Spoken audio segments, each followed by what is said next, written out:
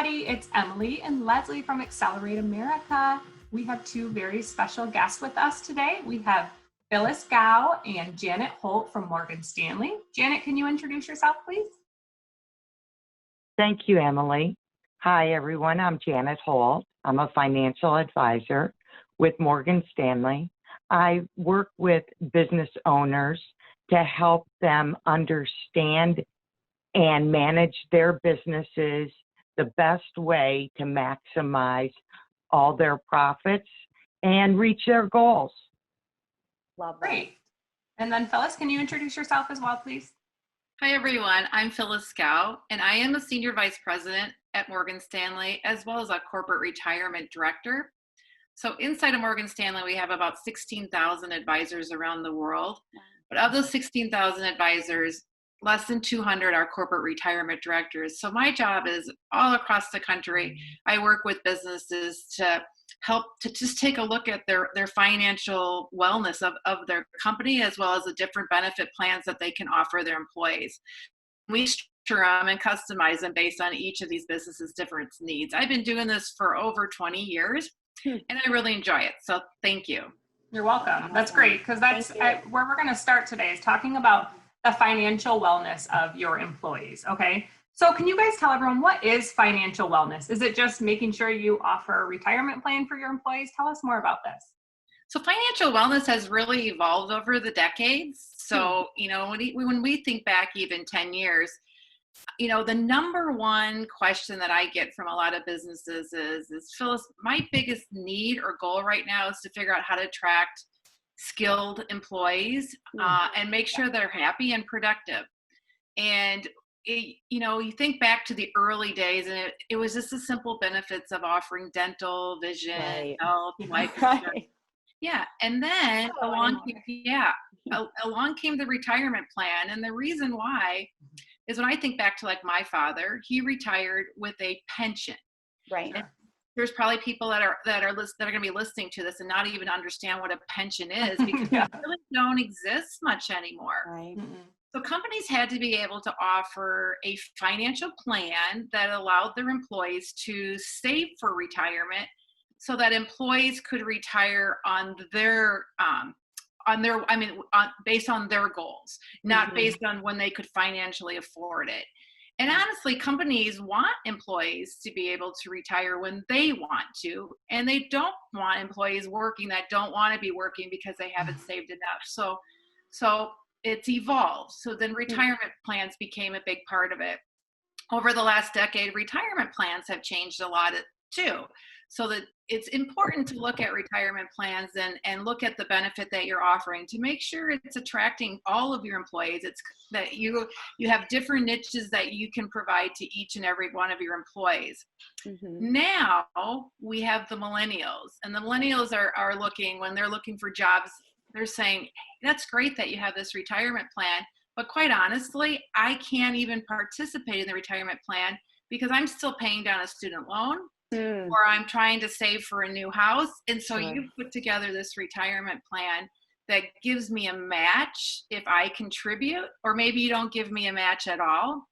And I can't contribute because I don't have the funds to be able to do so. So there is the next evolution is how do you structure benefits inside of your company to be able to deal with situations like that. So in answer of your question, financial wellness is more than just a company benefit plan. Wow.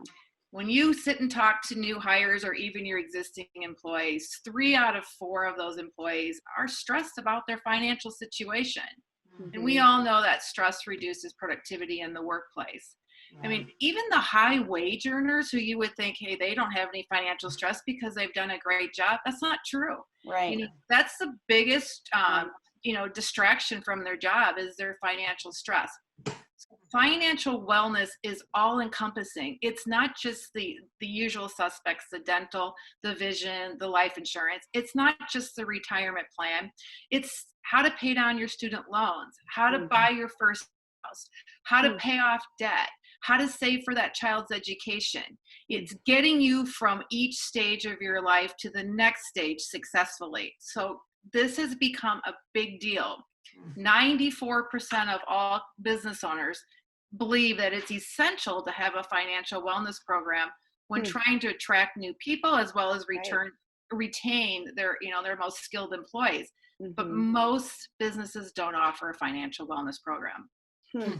That is so interesting. I find that something myself now at the age I'm at, when I entered the workforce 15 years ago, my perspective is totally changed now because now I do have 3 kids and I'm like, I have to save for college and and we have to have a savings and we have to retire. And my husband is one of those fortunate ones. He's a firefighter paramedic and he does have a pension, but we still are like, we can't necessarily bank on that. Like you just don't know. So we have to be responsible. I think he also has a 403B and then I have my 401k. And so when we even starting Accelerate America, we knew and Roy Lamphere, our founder and CEO, was like, I'm working on getting that 401k that set up for you guys because just we know how important it is just from our personal lives and knowing, working with small business owners every day and being team members on a small business, how crucial that is. And I think it's really cool, and fascinating that people are taking a more active participatory role in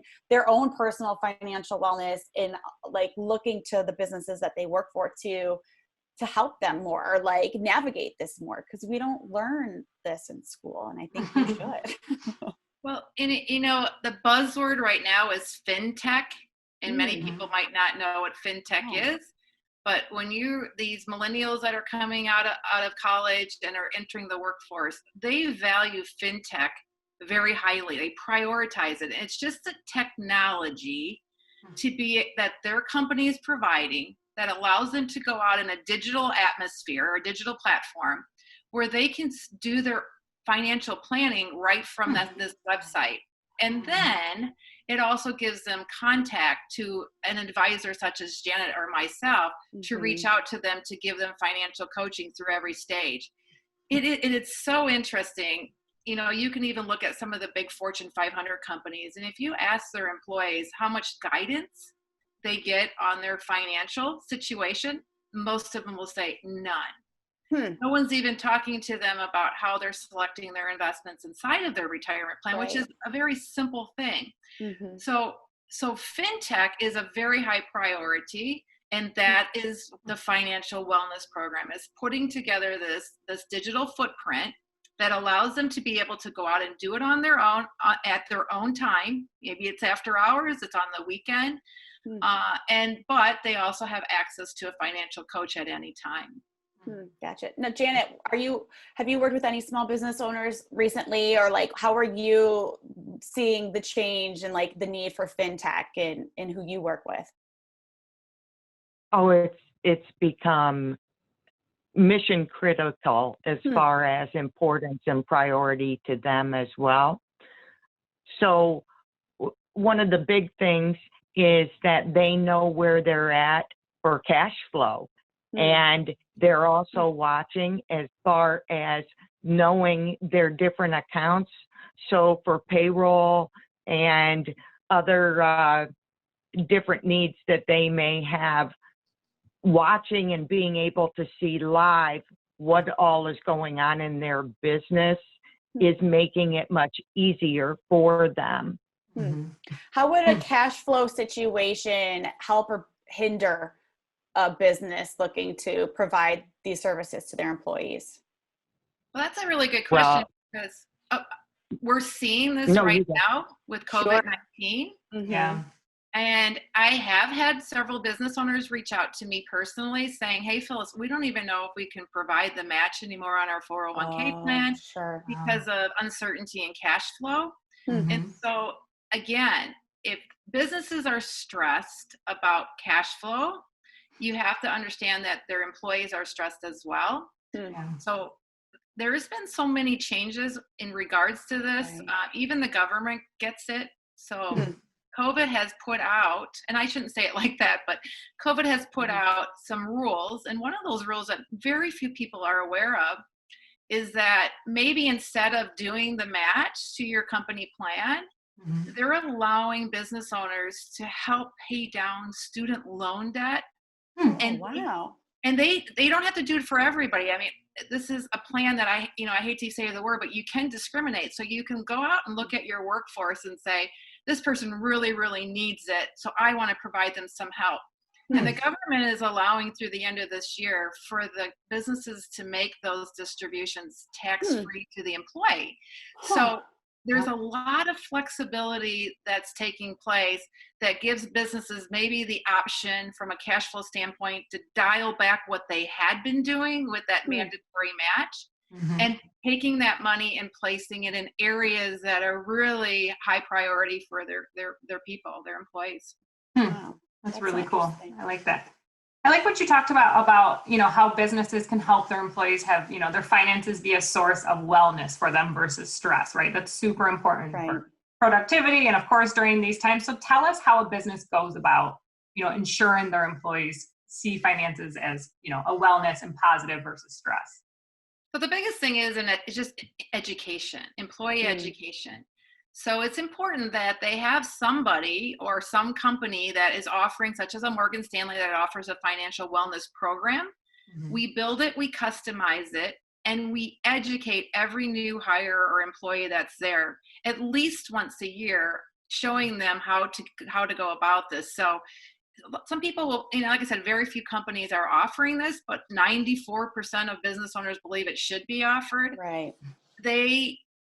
If they put it out there, sometimes they don't show the employee how to do it. Our job as advisors that are building this customizable program is we can customize it to be specific to each and every one company. So it's coming from the company. It's not coming from Morgan Stanley. It shows the company's name on it. And we will create tutorials for them on how to do this plan. But again, it's putting it into place. And it's a lot of times these financial wellness programs just hook right on to the retirement plan at no charge. So if you have a retirement plan, you want to explore that option because a lot of companies realize how important this is. And so they're hooking this extra financial wellness program right onto the plan at no charge to your employees. So it becomes a decision on why aren't we offering this? And if less than 3% of companies are currently offering this, think about what that does for you as a company when you're trying to attract hires.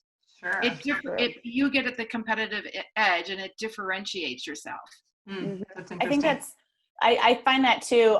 I can only speak for myself. I feel like financial wellness was an overwhelming thing. And I think for a lot of people it is, because again, you don't get taught it. And so that education is so key because then you become empowered in that area for your own life, and it translates to your job and it translates to relationships. And then I feel like when you kind of start to get it, then you just want to tell everybody about it too. You could be doing this. And it's not hard, but it is taking that time to learn and humbling yourself almost in a way to learn it for the good of yourself and your company and your employees and all those domino pieces.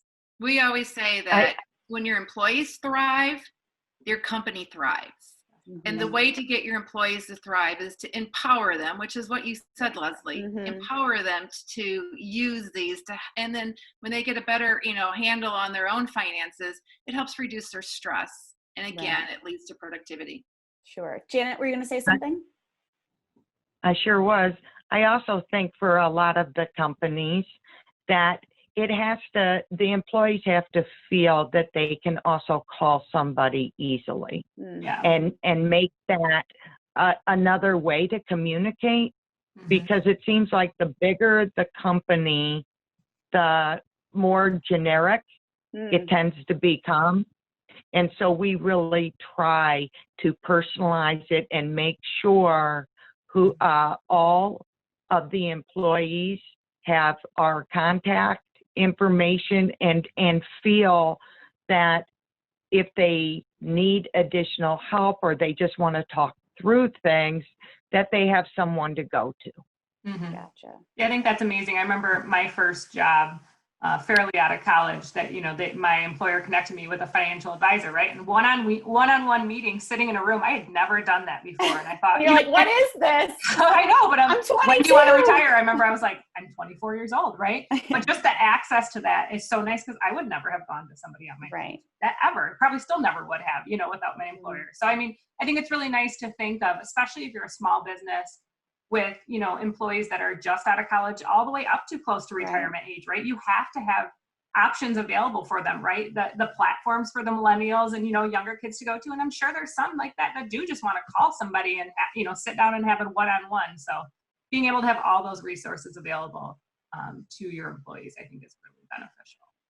Well, and one of the things that Phyllis and I often talk about is that for employee hiring or retention, it is huge today, that they really decide it's a priority for new hires on these programs and what they offer.